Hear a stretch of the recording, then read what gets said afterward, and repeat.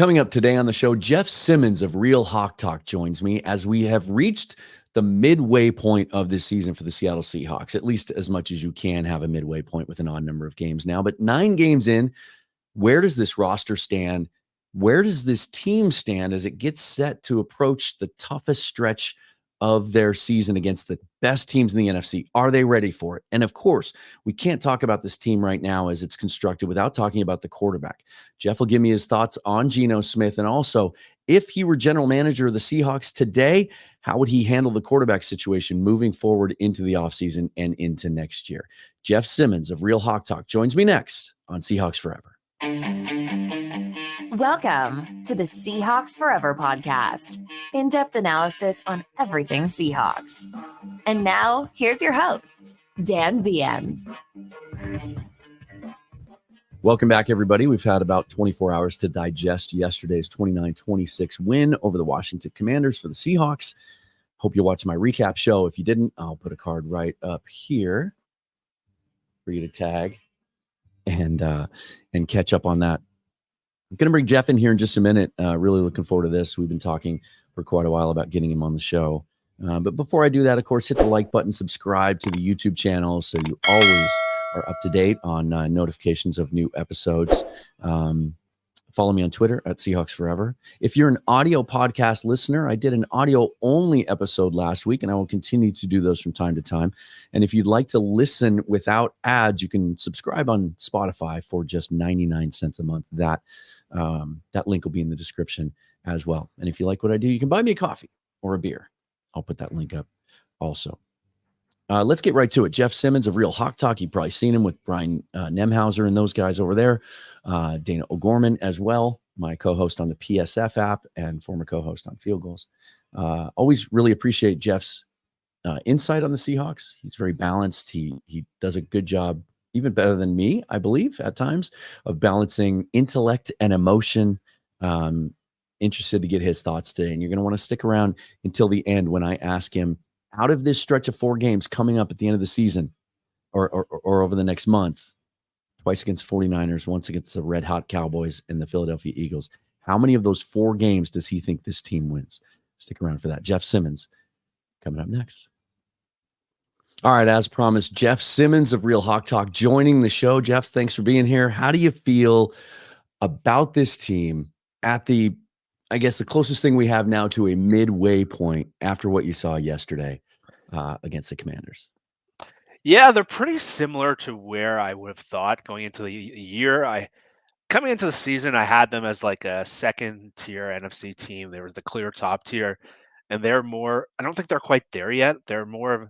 I really like what they've been doing in the draft the last 2 years. They're an ascending team. They have a really good group of young players that they've really turned around. It looked pretty bleak a couple of years ago, and so the group of young players that's the core of this team, mostly doing pretty good. You really like a lot of what you see there, and you've seen some good things. They could arguably be like 7-2 at this point, but they still seem a tad below the top tier teams.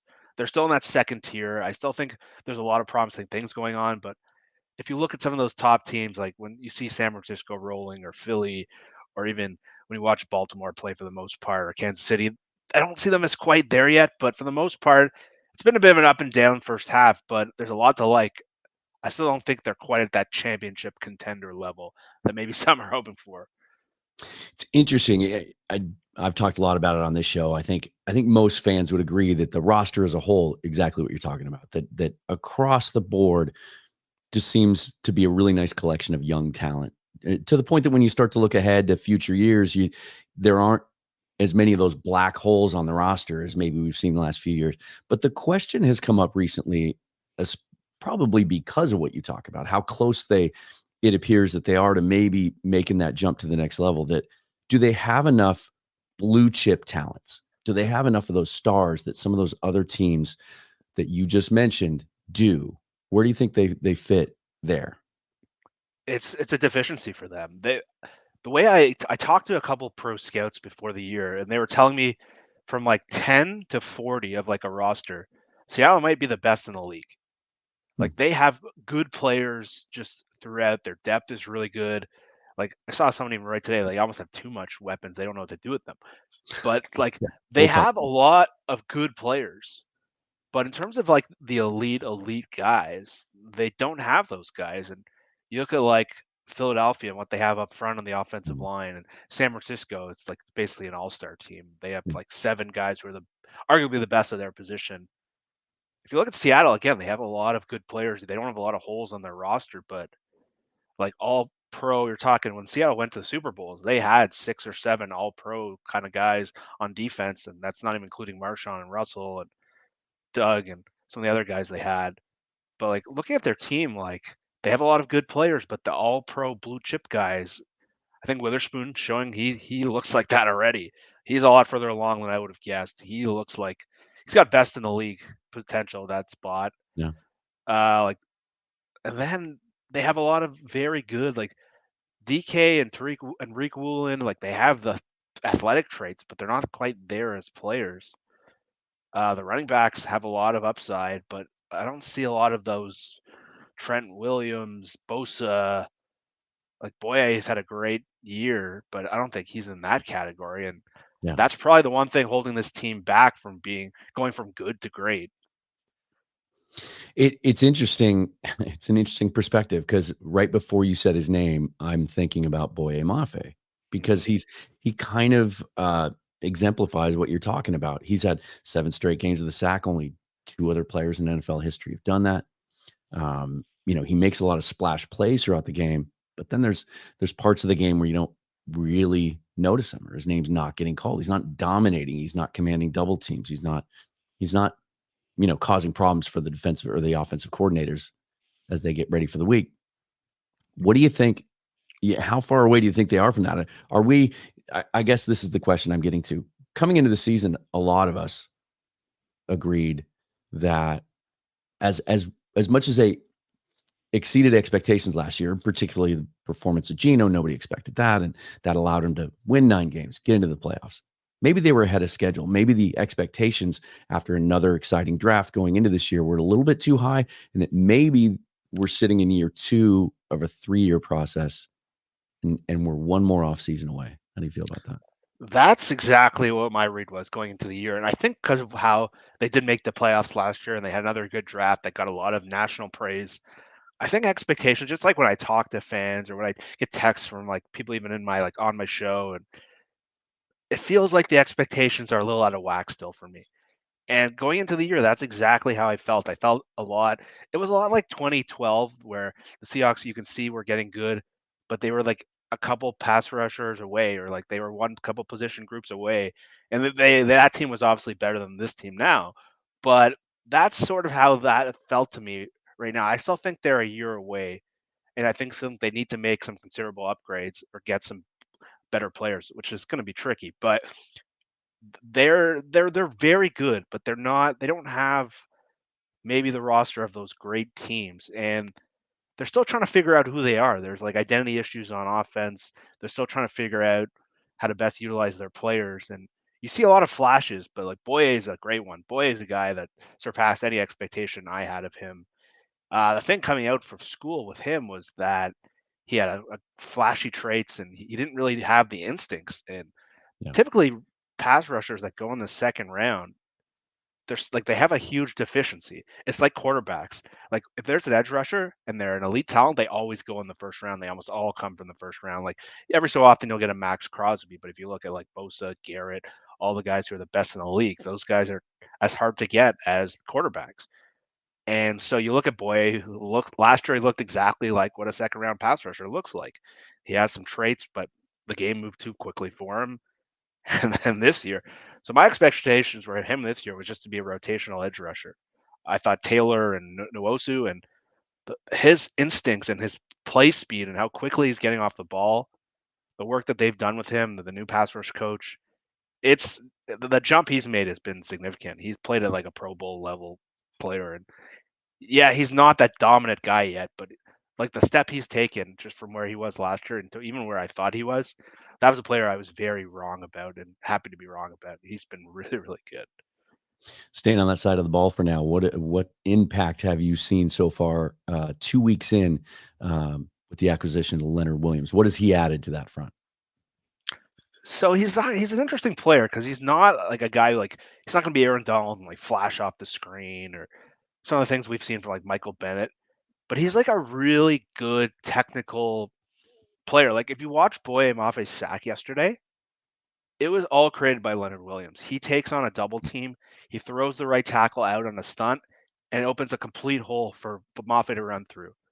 Seahawks just don't have a lot of guys on their team who can do that. And Williams himself got a sack, and then on the Draymond Jones sack, it's the same thing. He takes out a double team, which lets Bobby blitz. So he hasn't like flashed a ton in the run game, and they've had trouble in the run game since he's got here. But I think he's just like a really stout, technically sound player that I think he's going to get better every week. And one of the things Sean O'Hara was on 710 a couple weeks ago, the old Giants offensive lineman. Yeah. He knows Leonard really well from just covering the Giants. And that was exactly what he talked about. He said, this guy is going to do a lot of things that you're going to have to watch the tape, see, but he's going to open up a lot of opportunities for other players. And you saw it with Mafe yesterday. And he hasn't flashed like crazy Williams. I think he's been pretty good to solid, but I think the more you watch this guy, the closer you look, he's really making an impact. Do you think that combination of the fact that he's not the flashiest player, he doesn't dominate the stat sheet, but also he's about to turn 30 years old, might keep his market down a little bit going into his free agent year? Because I felt like from the moment they made this deal, especially given that it included a second round pick, and then Carroll's comments immediately after the move, that they made this move intending to do everything they can to keep him long term. Yeah, it's tricky because the guys who get paid are typically the pass rushers, and age is a big factor. Like you saw how much money Draymond Jones got, and Draymond Jones is like the perfect player of what happens when a second-tier player hits free agency and they get paid like a first-tier player. Yeah. And with Williams, he's going to have a lot of leverage going into free agency. The team traded a lot to get him. He's been franchised multiple times, so you can't franchise tag him. So Seattle's hoping they can keep that cost down. But you're right, his age and the fact that he doesn't get a lot of like counting stats and sacks, it might be able to get him back. But I'm with you. I think they're going to try to sign him.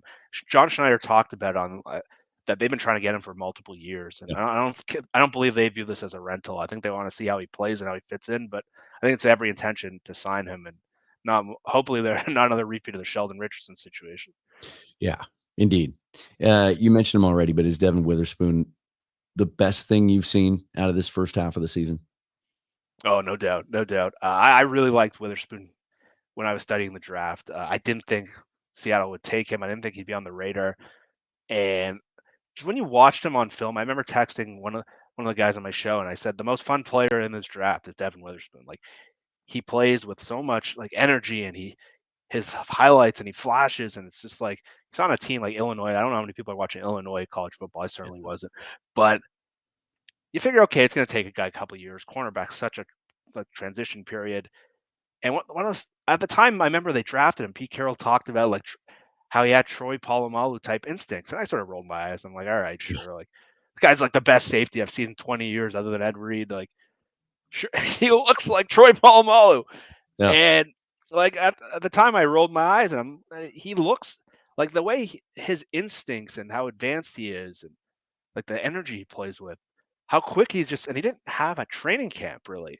That's the thing that's blew me away. I figured like the first game he plays, he gives that big touchdown in the flea flicker. I'm like, okay, this is how the first year is going to go. You're going to see some nice stuff. But the fact that he's just hit the ground running, and since then, I think he's the highest rated corner in the NFL on Pro Football Focus since week 2. And he's he looked like, if you remember Earl Thomas, who's one of the best players we've seen on this team, one of my favorite players I've seen. He had a really rough first year. He was giving up big plays. It got to the point where they were almost benching him.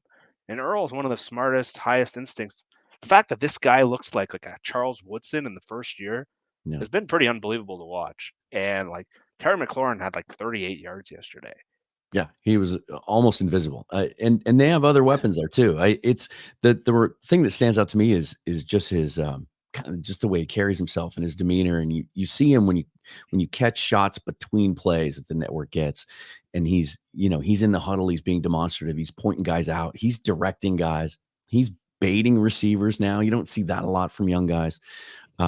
It's pretty remarkable, and so much so that last year we thought we had stumbled on to a pot of gold in the 5th round with Tariq Woolen, and how quickly, he's been relegated to the second best corner on the roster, and a guy that some people have been critical of because he hasn't played as well as he did last year. It's pretty crazy. Yeah, it makes you jealous. We just didn't get to see that for 12, 14 years. A little jealous of those teams that regularly get to draft at the top because you don't get shots at those. You don't get shots at those players very often. That's for sure.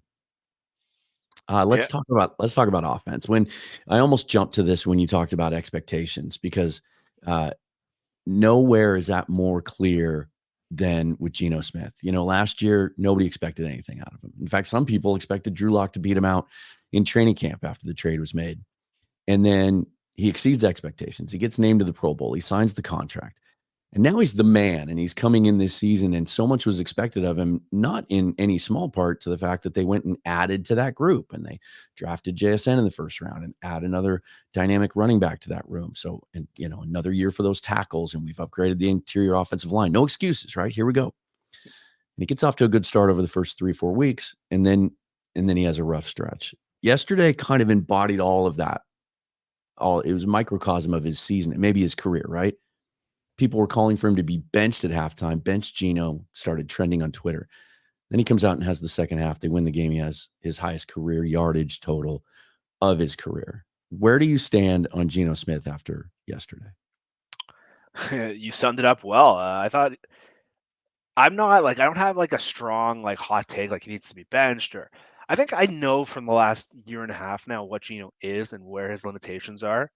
But the inconsistency is definitely hard. It's been hard to watch when they keep getting into these ruts where in the middle of the game, they just can't run the offense for quarters at a time, and it's very hard to watch. So I understand where the frustration comes from. I'm not don't After the first half yesterday was the first time in my mind I said they could go to Drew Lock here, and I was very against the Geno benching. Not because I think a lot of the issues with Geno have been what's around him, but he's definitely a little less consistent than he was last year. To me, he's the kind of quarterback where things need to be working around him for him. The offensive line played a lot better yesterday. Washington traded away their two edge rushers, so they don't have much of an edge pass rush. Yeah. Peters and Cross did a really good job, and then he got a little more comfortable in the second half. But in the first half, there was just errant throws, and he was missing. And some of that had to do with the receivers, but he just seems tentative, and it's been an odd year for me. Big picture, I don't believe he's a disaster or needs to be benched. Some people think he's horrible. I think when things are working around him, he can run a pretty good offense. He can be competent, a lot like Jared Goff has been. But when things aren't working around him, I don't think Geno's the player that's going to elevate this offense. I don't think he's mobile enough. I think he's relying on protection, and I just think he's a rhythm quarterback, and that's not a bad thing. To be the 12th to 15th best quarterback in the NFL, considering what they're paying him, considering where they got him, I think they're fine. I don't know if you can win a Super Bowl with them. I think big picture, they're probably in a similar spot to where the Chiefs were with Alex Smith. I think Alex Smith is a very similar quarterback. He can win you games, but can he beat at the time it was New England in the playoffs, or could he beat Pittsburgh at the time? And then they traded up for Patrick Mahomes, and their whole franchise has changed. I think that's where sort of I am with Geno. You can win games with him, but I don't know if you can win a Super Bowl with him. The inconsistency has been hard this year. He's been up and down, and you saw it so much yesterday. The first half to the second half, just when things are working for Geno and he's in rhythm, he may make throws that other people can't. He's got some elite qualities. It's just we need to see time. And then the thing with the expectations too is you bring in a first round receiver, Smith and Jigba, who you just thought would unlock him the way that he complemented the other two. They have the two running backs. You thought the tackles would move forward, and the offensive line has not. It's been a mess this year because they've had guys in and out, and I don't think their interior line is good enough to begin with. And you see it impact Geno, and he kind of spirals a little bit. And the thing I think is good is they have this stretch coming up, which obviously hurts their potential this year in terms of wins and losses. But you're going to know everything as a franchise. You're going to know everything you need to know about Geno, how he plays against San Francisco, how he plays against Philly and Dallas. That's a big part of evaluating what you do next with this guy. So I think you got to keep playing him, and even when he struggles, because I think everything is a data point that's important for them. Because after the year, they have a huge decision to make. With his contract, are they going to draft a guy? Can you bring both of them back? I think you need to know what his ceiling is, and if he just comes out and struggles against San Francisco, and you have the rest of the roster that's growing at a pretty fast speed, that gives you everything you need to know. It's an interesting way to look at it, for sure. Yeah, I think the hesitation part is the baffling thing to me. And I mentioned on my show last night that I think the thing that is becoming the storyline with Geno Smith isn't interceptions or turnovers. He cleaned that up yesterday, or even the decision-making part of it, the intentional grounding at the end of the first half. It's the plays he's not making. And it's just 4 straight weeks now where we've seen several plays that look like wide open touchdowns to us. And even sometimes on the all 22 where it's just baffling. I mean, the Cincinnati game was the best example of that, where it's like, how do you not throw that ball? You could punt the ball and it's a touchdown. And it looked like on the TV copy yesterday that there might've been some of those plays. I haven't had a chance to watch the rest of it. And I wonder if that plays into the pressure he feels, that he doesn't want to make a mistake. And so it has to be perfect for him. But then you see him in rhythm, like he did in the second half yesterday, and he gets going and the pressure's off a little bit because they're down a score and they run tempo a little bit. And the little throw where he feathered it over the linebacker to Tyler on that one play, where it looked live, it just looked like a nice throw, pitch and catch to a wide open receiver. But then Sanchez talked about it a lot. You see the angle from behind Gino and how difficult that was. And he had to get it over the linebacker. That seemed like a throw that's coming from a guy who's playing with no fear again, and who's totally confident in his ability. But I'm kind of with you. Like I had expectations going into the season that even after being in the league as long as he had, that, okay, now he's had a year as a starter. You've added to that offense. Let's see him take a step forward. I don't think we're seeing that. And it feels like he's a bridge quarterback leading to what you're talking about. If you're the GM of this team, are you looking ahead to the quarterback draft next year? Or are you drafting a guy next year finally as John Schneider, first and foremost? For me, absolutely. Even if you want to bring Gino back, he turns 34 next year. Another thing is, if you look at the team, they don't have a lot of long-term positional needs, but I think they're at the point where they still need. They haven't really drafted a quarterback since Russell. There was Alex Magoo was one of the only guy they've drafted. Every year, John Schneider's like, well, we want to draft a quarterback, but it didn't fall to us. We want to draft one every year. They never do. Yeah. And you look at Sam Howell yesterday. He went in the 5th round 2 years ago, and that was the year everyone was screaming they should take Malik Willis or they should take Desmond Ridder. And it's a good thing they passed on those 2 guys. Those guys don't look like players at all, but at least if you had Howell as even if I don't know if he's the Super Bowl ceiling quarterback, but to have a young quarterback in the building you can develop, I think they missed out by not doing that. And it becomes an asset you can use in other things. But I think they're at the point where they do need to draft a quarterback. The tricky thing is, if you've watched the NFL this year, there's probably 14 teams that are thinking the same thing right now. Yeah. Yeah. I saw touchdowns, lowest number of touchdowns through 9 weeks in 7 years in the league. Yesterday was the first day where it felt more like normal, where you saw a lot of offensive explosions, high scoring games. There wasn't as many. If you watch the game in Germany yesterday, that felt a lot similar to what I've watched all year, where it's Mac Jones against Minshew, and you just see how limited those guys are. Right. But the Colts aren't drafted. But the tricky thing for Seattle is they're probably going to be drafting in the 20s. And I can make a list for you of all the teams that want quarterbacks. So John's done a really good job in the past finding maybe not the Caleb Williams or the Drake May, because you're going to have to give up 3 years of first-round picks to get near those guys. But this draft is deep at quarterback. There's a lot of interesting players. Mm-hmm. And Russell Wilson, when he was drafted, was the 6th quarterback to go. And when they were at the similar spot with Tavares Jackson and Matt Flynn. And so I do think the Seahawks should draft the quarterback, even if you want to bring back Geno Smith. I think you need more options. I think you need higher upside in the future, and I think this is the year. I think John really wanted to draft the quarterback last year. I think maybe I don't think they would have taken any of those first round guys, but if you watch CJ Stroud play, I wonder if they're wondering maybe we should have traded up from 5. Yeah. But God, he looked good yesterday. I knew he was playing well. I didn't know he was playing that well. I watched that whole game yesterday. But yeah, I think if you're looking at this organization and how they go from good to great, you got to keep rolling the dice on quarterbacks and hope you hit on one. It does, to kind of tie up everything we've talked about with this roster. It does feel like the missing piece. Like if you put a dynamic young quarterback on this roster. Maybe not immediately, maybe not in 24, but by 25, I mean, you're talking about a team that can really contend then. That's the one thing holding him back. I think even the most staunch Geno Smith supporters would have to agree with that there's a ceiling, and that, every year that goes by, that we get closer towards the roster realizing that potential, he gets a year older. So, yeah, I'm with you. It was the one thing that kind of made me cringe the day they traded for Leonard Williams, just because I'm with you. And I think this is the type of quarterback depth we haven't seen in a long time in the draft, where if you miss out on a first round guy, you can still get a guy on day 2.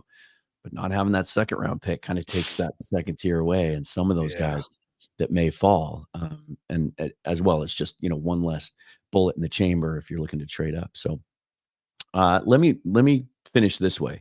As you look ahead to that 4-game stretch, right? 49ers twice, Cowboys, Eagles, and the Cowboys now, they always kind of start strong. They get a lot of hype, and then they seem to fade. They seem to be getting better. Dak seems to be playing it at a really high level. So they're scarier to me now than they were maybe a few weeks ago. You look at that stretch, you already talked about what it might mean to Geno Smith, but as this team is constructed now, and as they're playing now, if you had to wager, how many of those 4 games do they win? Right now, I think 1, and it might even be hard to win 1. It's just when you look at these teams, they're all so good up front. And what Philly can do with those defensive linemen, what San Francisco can do now that they got Chase Young, and what Dallas's defense does with Dan Quinn. Seattle's offensive line they've been mediocre at best this year, and they're going up against those guys, and all those teams have really, when Trent Williams plays and when Dallas is going and Philly's going, Detroit's going, those offensive lines are all really, really good. And until we saw what Baltimore did to their offensive line last week, I don't think it'll be that bad again, because they were okay against Myles Garrett the week before. But for me, you see what Geno is, and Geno needs good protection to excel. And if the offensive line can't block those guys, and then a guy like Geno back there, I think it's going to be hard for them to win. It's unfortunate that they haven't been able to really get the running game going, because I think that really would be a good way to play these guys. So I think they're still a little deficient up front, and this is the best test for them coming up against all these guys. We see how they've blocked the Rams in the past. It's been a disaster basically every time they play Aaron Donald. So I think these are huge games for the offensive line, and until I see that they can hold up against someone other than Cleveland, who they did a really good job against, if they can go up against these teams and hold up against these fronts, they got a chance to win more than 1. But right now, watching San Francisco hit on all cylinders yesterday, watching Dallas, I just think a thing with Seattle is they still don't quite know who they are on offense. It seems like it's like a random series of plays every week, and they go up and down. And like, you watch Detroit play, like they dominate that offensive line. They get the ball to St. Brown. They're very clear who they are. And they're very Seattle. Like you saw at the end last week, they finally got Metcalf going. But until I see like a consistent identity, a consistent plan, and some of that comes down to Waldron, some of that comes down to Gino. I think it's going to be really hard to play these elite teams if you can't function at a high level. And until we see that, it's hard for me to think that they're going to win, as much as I do like what they're doing roster-wise. Is Shane Waldron a good offensive coordinator? I mean, we're in year 3 now. We thought we were seeing some development and him finding himself last year, but it's pretty easy to be critical of him week in, week out in some of his decisions. And I think you nailed it, that we just don't know what we're seeing. And we've seen Pete move on from guys after 3 years. That seems to be kind of the magic marker. Is he good? I don't think so. I think he has some good skills. I think Josh Norris and Colt McCoy did a video a couple weeks ago on some of the things he's doing. Yeah. And some of his they play like designs. Yeah. It was a really good video, because I can't see this stuff watching the All-22. Right. And that's where I rely on guys like that. But there's 2 different skills in being a corner. You can be a really good designer, but you might not be a really good play caller. Those are 2 different skills that we have to understand. Play calling is a lot about sequencing. It's a lot about knowing who you are and the map. And he might be a really good play designer and be really smart on the board and really good at designing things open. The stuff they did with tight ends early in the year was really, really good. And some of the way they've used their personnel to open up other things, I think he's really good at that. I think he's a really smart football guy.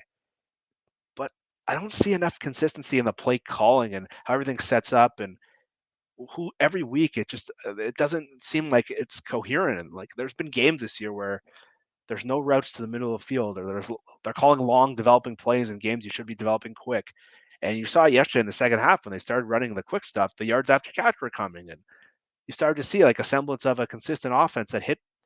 But like you watch the Rams play, and I think if you gave the Rams this kind of personnel with the receivers we have and the running backs we have, and they run in that wide zone stuff, I think they would have a top 5 offense. Yeah. And you watch Seattle, who should be close to a top 5 offense, and I think some of that's obviously on Gino, but I think a lot of it comes down to they haven't designed, like, we don't know what, like, we figured when you're getting in the Rams guy, you're getting that Rams scheme, but this doesn't look like the Rams. They're not running the wide zone stuff, the half mid zone stuff, dominating the middle of the field, which I thought Smith and Jigba would be like Cooper Kupp.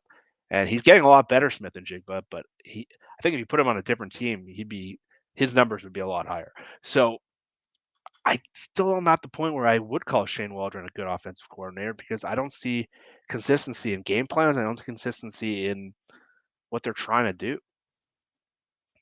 Well, as you've said about a number of things, we're certainly going to find out more about that over the next 5 weeks. That's for certain.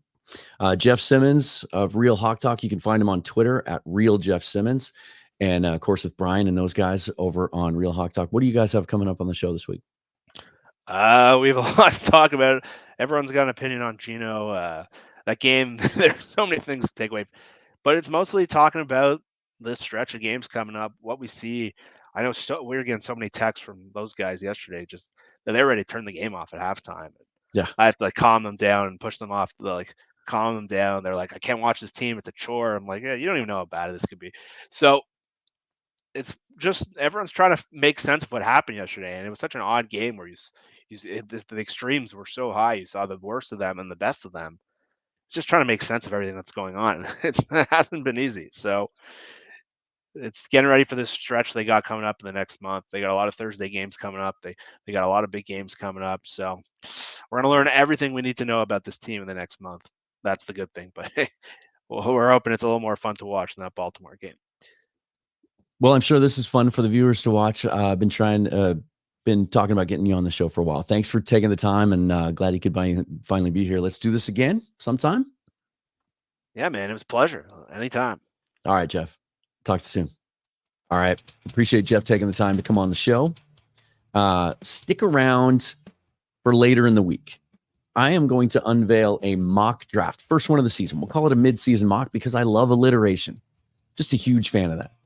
Michael Thompson at 12th Man Rising is going to join me. He's going to put together a mock because he's much, much farther along in evaluating the 2024 draft prospects than I am. So I'm going to let him build the draft, and then I'll react to it and we'll discuss it together. And I specifically asked him to focus on and build a draft around what will it look like if the Seahawks take a quarterback? Who could that be? And how will that allow the rest of the draft to fall into place? So look for that Wednesday or Thursday. The best way to know about that is to subscribe to the show, subscribe to the YouTube channel and the audio podcast, wherever you get your podcasts. Follow me on Twitter at Seahawks Forever. Until then, forever and always, go Hawks. Thanks for watching, you guys.